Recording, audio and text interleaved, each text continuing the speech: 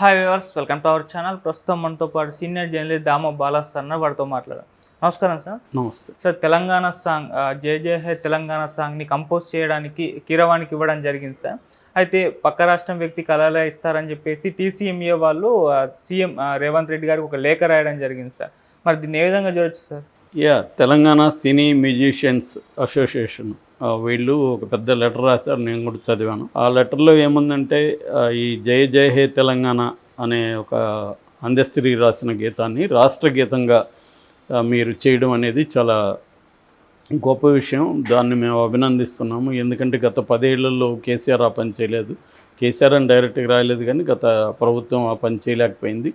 మీరు చేస్తున్నారు, గొప్ప విషయం. కాకపోతే మీరు కీరవాణిని దానికి మ్యూజిక్ కంపోజర్గా అండ్ సింగర్గా ఎన్నుకోవడం సరిగ్గా లేదు. ఎందుకంటే మనం ప్రత్యేక తెలంగాణ ఉద్యమమే నియామకాలు, నిధులు, ఈ మన ఉద్యోగాలు మనకే రావాలని, మన అవకాశాలు మనకే రావాలని మనం కొట్లాడాం. ఇప్పుడేమో మనం తీసుకెళ్ళి ఒక ఆంధ్రుడికి ఇస్తున్నాం. మన అస్తిత్వానికి సంబంధించిన అంశం.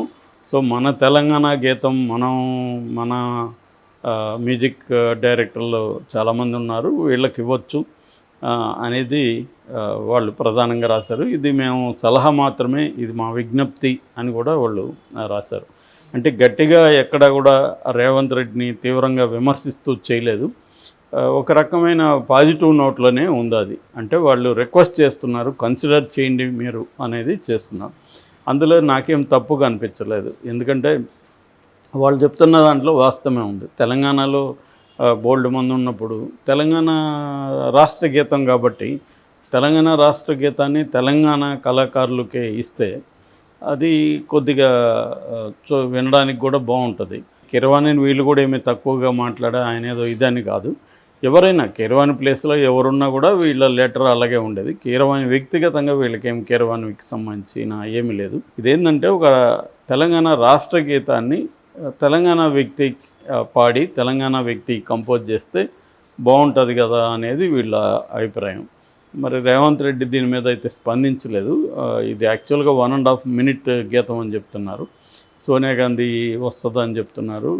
2వ తేదీ ఆమె ఈ గీతాన్ని ఇనాగరేట్ చేస్తుందని చెప్తున్నారు. మరి రేవంత్ రెడ్డి దీనికి స్పందిస్తాడా లేక పట్టించుకోకుండా ముందుకెళ్తాడా అనేది చూడాలి.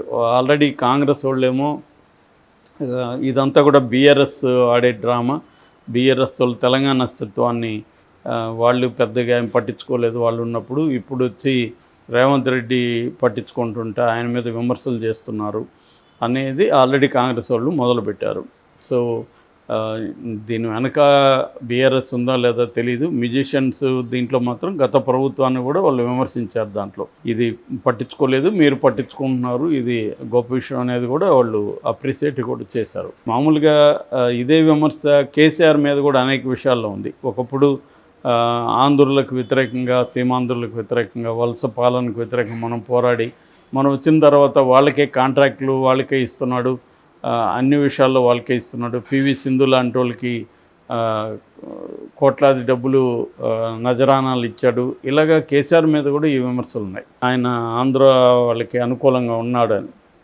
నిజానికి ఏంటంటే కేసీఆర్ కానీ వీళ్ళందరూ చెప్పేది, ఆయన మధ్య ఇంటర్వ్యూలో కూడా చెప్పాడు, అప్పుడు సపరేట్ రాష్ట్రం కావాలి కాబట్టి కొంత ఎక్కువ కూడా మాట్లాడాము, కొంత ఎక్కువ కూడా తిట్టాల్సిన దానికంటే ఎక్కువ కూడా తిట్టుండొచ్చు. ఒకసారి రాష్ట్రం వచ్చినాక ఇదంతా కూడా భారతదేశంలో భాగం. ఇక్కడ ఉన్నవాళ్ళందరూ కేవలం ఆంధ్ర వాళ్ళే లేరు. ఇక్కడ నిజానికి హైదరాబాద్లో నార్త్ ఈస్ట్ వాళ్ళు ఈ గత 10 ఏళ్లలో విపరీతంగా పెరిగారు. ఎందుకంటే ఇది రాజధానిగా లేనసరికి చాలామంది ఇక్కడ నుంచి ఆంధ్రప్రదేశ్కి వెళ్ళిపోయారు. తర్వాత రాజధాని ఉన్నప్పుడు ఇక్కడికి ఎక్కువ మంది వచ్చేవాళ్ళు ఏదో ఒక పనులతో. సో ఇప్పుడు అవన్నీ కూడా అవసరం లేకుండా వాళ్ళు అక్కడికి వెళ్ళిపోయినారు. అట్లాగే ఎడ్యుకేషన్కి సంబంధించి కూడా గతంలో ఇక్కడికి పెద్ద ఎత్తున వచ్చేవాళ్ళు వీళ్ళందరూ తగ్గిపోయారు.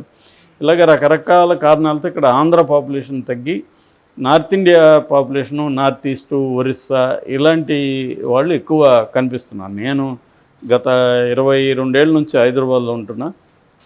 ఈ మధ్యకాలంలో హిందీ బ్యాచ్ బాగా పెరిగారు ఎక్కడ చూసినా. సో ఇది ఈ స్టేట్ అనే కాదు, ఈవెన్ బెంగళూరుకి వెళ్ళినా కూడా మనకి ఇట్లాంటి పిక్చరే కనబడుతుంది. సో కాబట్టి ఇవాళ దీన్ని ఆంధ్రులకి మాత్రం వ్యతిరేకంగా మాట్లాడడం అనేది ఎంతవరకు కరెక్ట్ అనేది కాంగ్రెస్ వాళ్ళు మాట్లాడుతున్నారు. గతంలో కూడా బీఆర్ఎస్ మీద కూడా ఇలాంటి విమర్శలు వచ్చాయి. మామూలుగా అయితే మనకి ఈ మధ్య కాలంలో చాలా చోట్ల కూడా ఇది కనిపిస్తుంది. ఆంధ్రప్రదేశ్లో నేను పెద్దగా చూడలేదు, ఏది ఆంధ్ర వాడికి ఇవ్వండి అని. మళ్ళీ అక్కడ ఏంటంటే రాయలసీమ గొడవ, ఉత్తరాంధ్ర గొడవ ఇలా ఉంటుంది అక్కడ. సో ఇక్కడ తక్కువ, ఇక్కడ ఉత్తర తెలంగాణ దక్షిణ తెలంగాణ అనేది ఉంది కానీ ఆ గొడవ ఇక్కడ తక్కువ. అక్కడేమో మా రాయలసీమ వాళ్ళకి ఎందుకు ఇవ్వలేదని ఒక ఆర్గనైజేషన్ అడుగుతుంది, మా ఉత్తరాంధ్ర వాళ్ళకి ఎందుకు ఇవ్వలేదు, కోస్తా పెత్తనాన్ని మేము భరించాలా అనేది అక్కడ ఉంటుంది. బట్ ఇట్లాంటి విషయాల్లో వాళ్ళు పెద్దగా పట్టించుకోరు. ఎవరికి రైటర్కి ఎవరు ఇచ్చారు అవన్నీ అక్కడ పెద్దగా పట్టించుకోరు.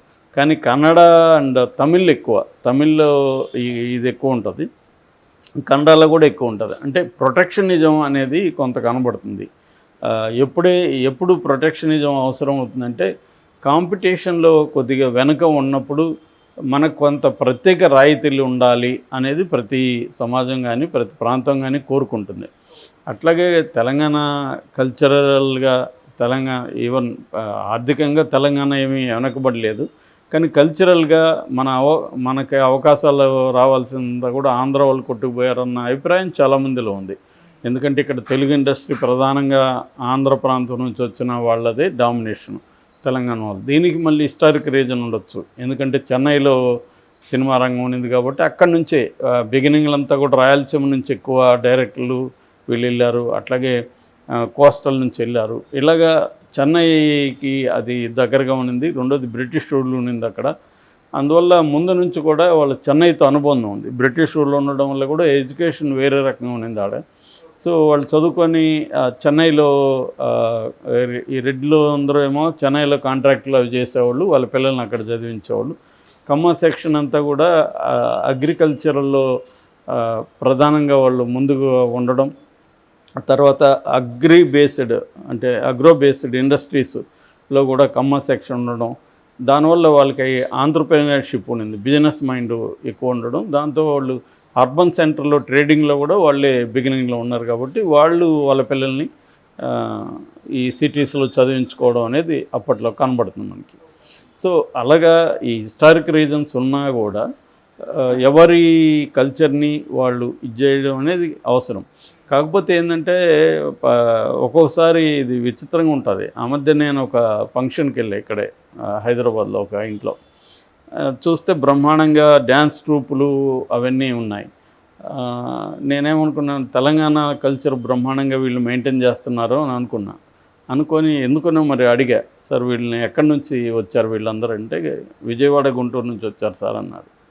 నేను షాక్ అయినా. అంటే ఇక్కడ లేరా అంటే, ఇక్కడ ఒకడు ఉన్నారు, కాకపోతే జరుగుతుండడం వల్ల అందరూ దొరకట్లేదు.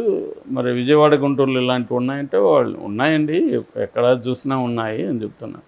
మేము ఫుడ్ తినింది కూడా గుంటూరు ఫుడ్. కాబట్టి ఇక్కడ ఏంటంటే ఇదంతా కూడా కొంతమంది గొడవ, కానీ మామూలు ప్రజల్లోకి గుంటూరు విజయవాడ అదేం లేదు. ఎక్కడ కుదిరితే అది చేసుకుంటున్నారు. ఇవాళ తెలంగాణ ఫుడ్ అని వాళ్ళేమీ దీన్ని దూరం పెట్టట్లేదు. వీళ్ళు ఇక్కడ కూడా మనం చూస్తున్నాం, రాయలసీమ రుచులు ఉంది, కోస్తా స్పైసీ కోస్తాను, ఇంకోటి గోంగూర రుచులు, ఇలా రకరకాల ఫుడ్ కావచ్చు, మిగతా విషయాల్లో ఉన్నాయి కదా. సో కాబట్టి ఏంటంటే ఇది కొన్ని విషయాల్లో మాత్రమే ఇక్కడ కూడా ఇటువంటిది కనిపిస్తుంది. సాహిత్యంలో కావచ్చు, ఇట్లా స్టేట్కి సంబంధించింది. ఇదేంటంటే రాష్ట్ర గీతం కాబట్టి ఇది ఉందని నేను అనుకుంటున్నాను. అదర్వైజ్ ఇక్కడ కూడా పెద్ద అబ్జెక్షన్ ఉండే అవకాశం లేదు. సో ఇది మొత్తం ప్రజలైతే దీన్ని ఏమి పెద్దగా పట్టించుకుంటున్నట్టు నాకు కనబడలేదు. వచ్చి కూడా 2 రోజులు అయింది, కానీ దీని మీద పెద్ద రెస్పాన్స్ అయితే లేదు. బీఆర్ఎస్ కూడా దీని మీద పెద్దగా ఏమీ చేస్తున్నట్లేదు.